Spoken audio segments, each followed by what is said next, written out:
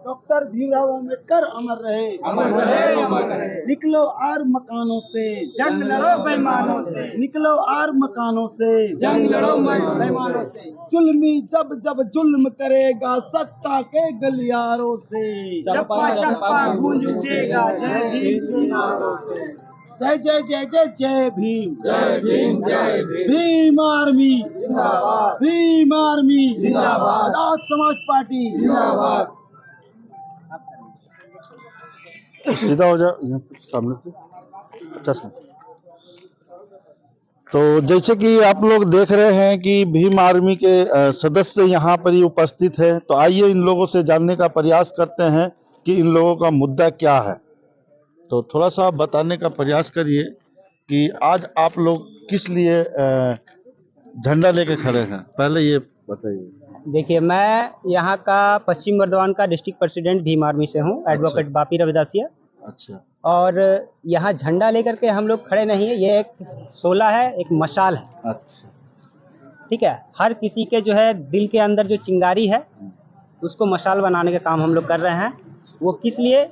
सत्ता की लड़ाई और हम लोगों के समाज के ऊपर जितने भी दलित पिछड़े लोग हैं, बेबस हैं, उन पे जो अत्याचार हो रही है, चाहे वो किसी पार्टी के द्वारा हो, किसी सरकार के द्वारा हो या किसी भी अत्याचारी के द्वारा हो, इस अत्याचार से लोगों को बचाने का काम हम लोग कर रहे हैं।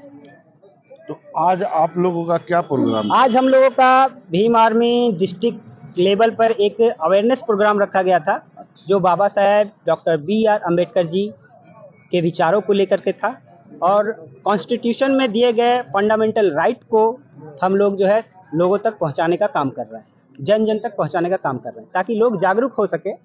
और जो समाज में जो है अजागरूकता के कारण जो मतलब गंदगी फैल रही है, उस गंदगी से बचाया जा सके। तो आज यहाँ पर ही कौन आए थे? आज हमारे यहाँ जो है भीम आर्मी के नेशनल सेक्रेटरी माननीय मिस्टर कमल सिंह वालिया जी आए हुए थे, और स्टेट प्रेसिडेंट, सेक्रेटरी और भी अलग अलग जो है जिले के, पश्चिम बंगाल में जो है हमारे हैं बहुत से जिले के, हुगली जिले से, बहुत सारे जिले से लोग आए हुए थे हमारे यहाँ। तो एक बात आपको बोलना है हमको कि आप लोग भीम आर्मी से हैं। हमने देखा है कि अमित शाह पार्लियामेंट में बाबा साहब अम्बेडकर का मजाक उड़ा रहे थे और कह रहे थे कि ये लोग खाली भीम आर्मी जो है वो खाली अम्बेडकर करते हैं, और इससे अच्छा भगवान का नाम लिए होते तो वो लोगों को स्वर्ग मिलता।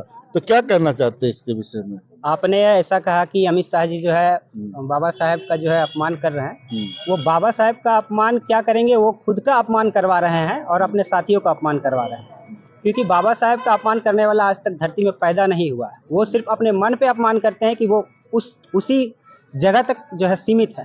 ठीक है, और पूरे विश्व में डंका बज रहा है बाबा साहेब का।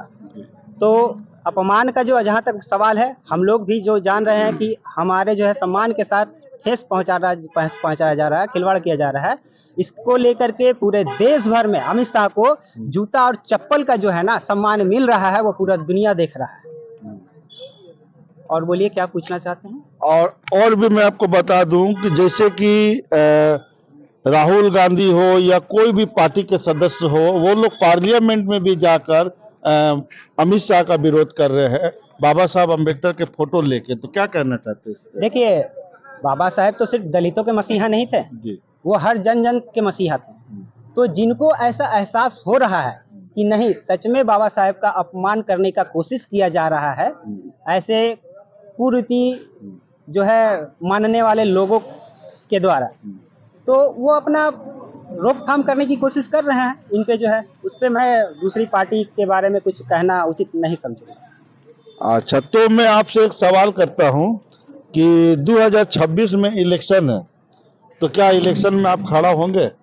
देखिए, इलेक्शन में खड़ा होने का जहाँ तक बात है, ये आपकी पर्सनल राय हो सकती है, ये मैं क्लियर नहीं समझ सक रहा हूँ कि, बट इलेक्शन में खड़ा होना, ये इलेक्शन अलग मुद्दा। मैं चाहता हूँ कि हमारे जो पश्चिम बर्धमान जो जिला है, इस जिले में जहाँ जहाँ अत्याचार हो रहा है हमारे समाज के लोगों पे, दलितों पे, जहाँ जहाँ कोई भी काम नहीं हो पा रहा है, आपको शायद मालूम नहीं है, हमारे यहाँ बहुत से ऐसे लोग हैं जिनको आपको हमारे आसनसोल जो हमारा कॉरपोरेशन पड़ता है, ये कुल्टी एरिया में हम लोग जो कर रहे हैं प्रोग्राम, हमारा कॉरपोरेशन आसनसोल पड़ता है। कॉरपोरेशन में बहुत सा ऐसा काम होता है, बर्थ सर्टिफिकेट हुआ, डेथ सर्टिफिकेट हुआ, बहुत सारा ऐसा, ये तो 2 नमूने हम SC बताएं का कार्ड एग्जाम्पल हुआ, के तौर हाँ, पे, बोलिए। ठीक है। तो ऐसा जितना भी काम हो रहा है लोगों तक जो है डायरेक्टली पहुंच नहीं पा रहा है।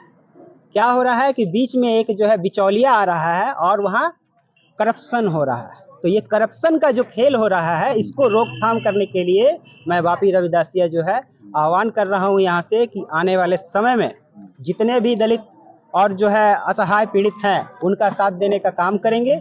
और मैं खुद से नेता नहीं बनता, जनता नेता बनाती है और जनता नेता को उतार के फेंक भी देती है। तो ये जनता तय करेगी कि मैं नेता बनूंगा या नहीं बनूंगा।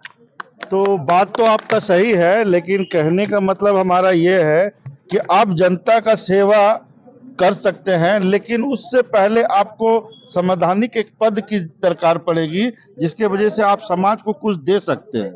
तो आप अगर मान लीजिए संवैधानिक पद में नहीं है तो उसके लिए कैसे क्या करिएगा आप? ये है जहाँ तक आपने कहा, सही बात कहा कि संवैधानिक पद होने के बाद ही मैं उसको कर सकता हूँ। हाँ। लेकिन आपको बता दूं कि संविधान में बहुत सारे ऐसे आर्टिकल्स हैं जो हमें डायरेक्टली सुप्रीम कोर्ट जाने तक का भी जो है मौका देती है, हाई कोर्ट जाने का भी मौका देती है। मैं खुद एक एडवोकेट हूँ, मैं जानता हूँ कि कानून जो है क्या है और कानून के साथ मैं कैसे चल सकता हूँ।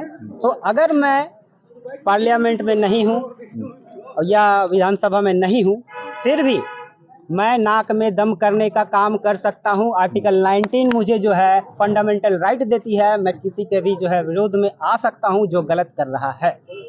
और रहा बात कि संसद में जाने का और विधानसभा में जाने का, तो जनता तय कर देगी और जनता तय करने के बाद मुझे मौका देगी तो जरूर आगे चल के देखा जाएगा। चलिए, बहुत बहुत धन्यवाद आपका। थोड़ा सा अपना परिचय थोड़ा सा दे दीजिए। मैं बापी रविदासिया, एडवोकेट बापी रविदासिया, कुल्टी से, Paschim Bardhaman district president Bhim army. धन्यवाद आपका। जय भीम, जय भीम। बाबा साहब अमर रहे, बाबा साहब अमर रहे। जब तक सूरज चांद रहेगा बाबा साहब का नाम रहेगा, जब तक सूरज चांद रहेगा बाबा साहब का नाम रहेगा। दलित पिछड़े बस्तियों के बाबा साहेब डॉक्टर भीमराव अम्बेडकर अमर रहे। अमर रहे, अमर रहे।